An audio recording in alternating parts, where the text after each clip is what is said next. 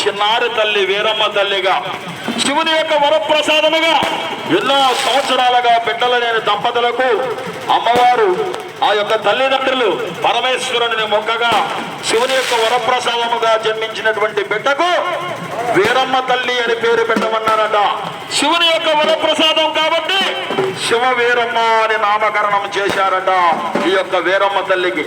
డబ్బులు కొట్టవాగనా శివ వీరమ్మగా ఆనాటి నుండి ఆ నోట పెరగగా యుక్త వయసు రాగానే పెదకడియం గ్రామము పుట్టినింట్లో ఉన్నటువంటి వీరమ్మ తల్లికి వరుణుడు చూడటానికి చక్కటి వివాహం చేయడానికి పరిణయం చేయడానికి వెతకసాగారట గ్రామ పెద్దలు తల్లిదండ్రులు అందరూ కూడా.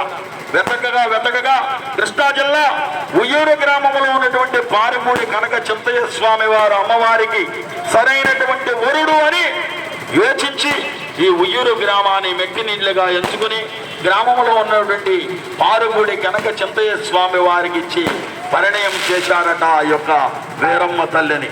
ఆనాటి నుండి ఆ యొక్క పుట్టినిళ్ళైనటువంటి పెదకడియం గ్రామము నుండి ఉయ్యూరులో ఉన్నటువంటి పారుగూడి వారింటికి మెట్టినింటికి వచ్చిందట వీరమ్మ తల్లి. పెళ్ళైన నాటి నుండి అనేక ఇబ్బందులు ఎన్నో బాధలు తోడుకోవడంలో పెట్టేటటువంటి కష్ట నష్టాలను భరించి వీరమ్మ తల్లి వారి యొక్క సంతానాన్ని పెంచి